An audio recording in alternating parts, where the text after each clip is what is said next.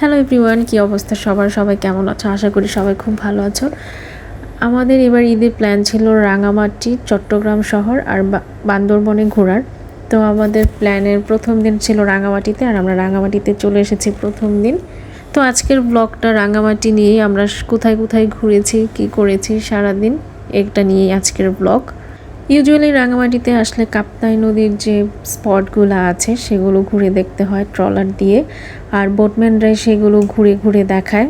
আমরাও একটা ট্রলার ভাড়া করে নিয়েছিলাম। ঢাকা থেকে রাঙামাটিতে আসতে আমাদের একটু লেট হয়ে যায়, কারণ আমাদের বাস ছাড়তে খুব দেরি করে। আর ঈদের সময় নর্মালি এমনই হয়, টাইম টু টাইম বাস ছাড়তে পারে না। তো এর জন্য আমাদের রাঙামাটিতে আসতে একটু লেট হয়ে যায়। আমাদের পৌঁছাতে পৌঁছাতে প্রায় 8টা বেজে গিয়েছিল। তাও আমরা খুব সকালেই রওনা হয়েছিলাম। জাস্ট হোটেলের রুমে ঢুকে একটু ফ্রেশ হয়ে বের হয়ে গিয়েছিলাম, 9টার মধ্যেই বের হয়ে গিয়েছিলাম। আমরা কিছু সিলেক্টিভ স্পটে গিয়েছিলাম, কারণ এত গরম ছিল।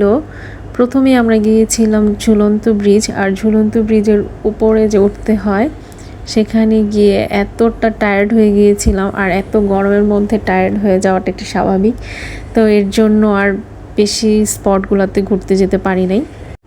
ঝুলন্ত ব্রিজের উপরটা খুবই ভালো লেগেছিল, ওখানে কিছুটা পিকনিক স্পটের মতো। আর আদিবাসীরা ওদের নিজস্ব তৈরি জিনিস সেগুলো বিক্রি করে। এখানে জিনিসপত্রের দাম কম্পারেটিভলি আমার একটু বেশি লেগেছে। আদিবাসীদের গ্রামে যে মার্কেটটা আছে সেইখানকার জিনিসের তুলনায় এখানে একটু বেশি মনে হয়েছে আমার কাছে। ঝুলন্ত ব্রিজে যাওয়ার পর এরপর আমরা চলে গিয়েছিলাম আদিবাসীদের মার্কেট আর বৌদ্ধ মন্দির। বৌদ্ধ মন্দিরে মার্কেট থেকে অনেকটা দূরে, তো হেঁটে হেঁটে যেতে হয়েছিল। আর এটা মন্দিরটা একেবারেই পাহাড়ের উপরে ছিল।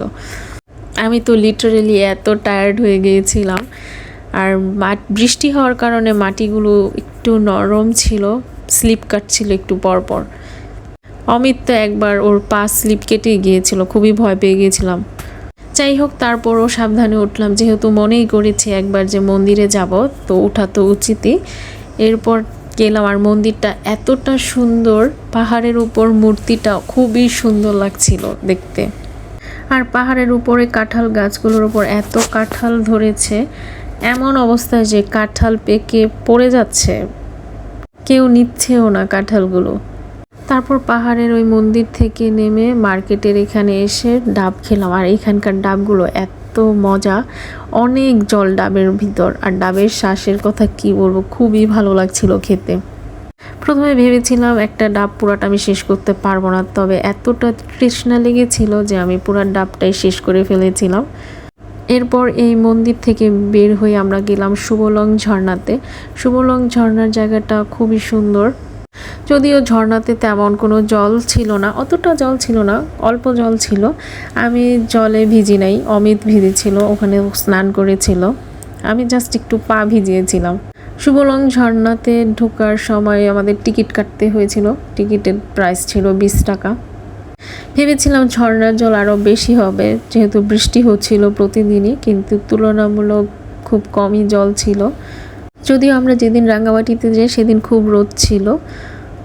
যাই হোক, ঝর্ণার জল কম থাকলেও খুবই ভালো লাগছিল এই জায়গাটা। এরপর আমরা চলে যাই চাংপাং রেস্টুরেন্টে। আর এখানকার রেস্টুরেন্টের নিয়ম হচ্ছে 2-3 ঘন্টা আগেই খাবার অর্ডার করে যেতে হয়। তো আমরা সুবলং ঝর্ণাতে যাওয়ার আগে খাবার অর্ডার করে গিয়েছিলাম। আমরা যখন খাবার অর্ডার করেছিলাম তখন আমাদের বলে দিয়েছিল 4টার পর এখানে রেস্টুরেন্ট খোলা থাকে না, তো 4টার আগেই আসতে হবে। আমরা সুবলং ঝর্ণা থেকে বেশিক্ষণ টাইম ওয়েস্ট না করে রেস্টুরেন্টে চলে এসেছিলাম প্রায় 3টা বাজে। আমরা অর্ডার করেছিলাম ব্যাম্বো চিকেন, আইর মাছ, টাকি মাছের ভর্তা, কলার মোচা ভর্তা, পাহাড়ি সালাদ, পাহাড়ি ডাল। আইর মাছটা খেতে সত্যি অনেক ভালো লাগছিল, টেস্টটা খুবই ভালো ছিল। আমাদের এক্সপেকটেশনের তুলনায় খাবারের টেস্ট অনেক ভালো ছিল, কারণ এর আগে অনেক রিভিউ পেয়েছিলাম যে এখানকার ব্যাম্বো চিকেনটা তেমন ভালো হয় না, তবে আমার কাছে খুব ভালো লেগেছে। আমার কাছে না, এমনিও টেস্টটা খুবই ভালো ছিল। খাবার টেস্ট করে বুঝলাম ওরা খাবারে গরম মশলা বেশি ইউজ করে না। আমরা যখন রেস্টুরেন্টে খাবার খাচ্ছিলাম তো অনেক বৃষ্টি হচ্ছিল, পরিবেশটা এত ভালো লাগছিল।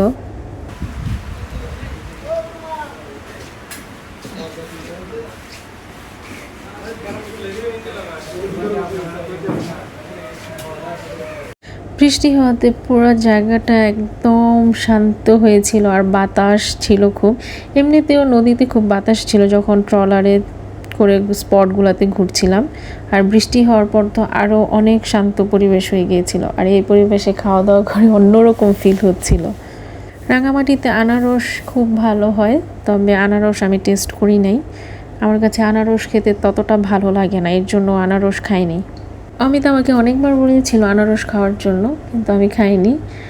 খাওয়া দাওয়া করার পর আমাদের অনেকক্ষণ রেস্টুরেন্টে ওয়েট করতে হয়, কারণ বৃষ্টি শেষ হচ্ছিল না। অনেকক্ষণ বৃষ্টি হয়েছিল, প্রায় 1-1.5 ঘন্টার মতো বৃষ্টি হয়েছিল। কাপ্তাই নদীর স্পটগুলো ঘোরার পর আমাদের রুমে পৌঁছাতে সন্ধ্যা হয়ে যায়। এরপর আমরা রাঙামাটির মন্দির আছে কিছু, সেই মন্দিরগুলোতে ঘুরেছিলাম, যদিও সবগুলো মন্দিরে ঘুরতে পারিনি। একদিনে ছিলাম রাঙামাটিতে, সময়ের জন্য সব মন্দির ঘুরে দেখা হয় নাই। গিয়েছিলাম গীতাশ্রম মন্দির আর কালী মন্দিরে। কালী মন্দিরে গিয়ে তো এতটা ভালো লাগছিল, খুব প্রশান্তি ফিল হচ্ছিল, মনেই হচ্ছিল আরও কিছুক্ষণ থাকি। তো আমরা যখন গিয়েছিলাম তখন সন্ধ্যা আরতি হচ্ছিল, তো সন্ধ্যা আরতি পুরোটা দেখে তারপর বের হয়েছিলাম।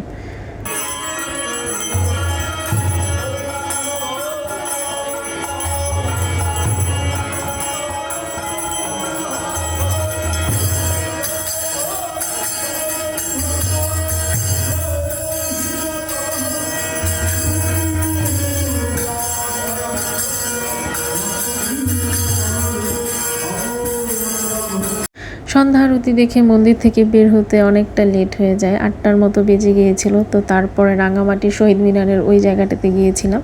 আর শহীদ মিনারের কাছে ফুড কোর্টের মতো দেওয়া আছে, সবাই খাওয়া দাওয়া করে সেখানে। শহীদ মিনারে গিয়েও বসে, আর শহীদ মিনারের পিছনেই কাপ্তাই নদীটা।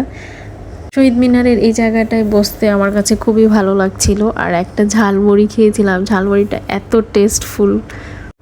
এর পরের দিন সকালে আমরা চট্টগ্রাম শহরে চলে আসি। রাঙামাটির এই রাস্তা থেকে হিল ভিউটা এত ভালো লাগে দেখতে, খুবই সুন্দর লাগে। আর রাঙামাটির রাস্তার কথা কি বলবো, খুবই ভালো রাস্তা। রাঙামাটিতে রিক্সা চলে না, কারণ রাস্তা অনেক উঁচু নিচু, এর জন্য সব জায়গায় যেতে হলে সিএনজি করে যেতে হয়। আমার কাছে কাপ্তাই নদের স্পটগুলো থেকে রাঙামাটির রাস্তা থেকে যে পাহাড়ের ভিউগুলো দেখা যাচ্ছিল সেটা বেশি ভালো লেগেছে।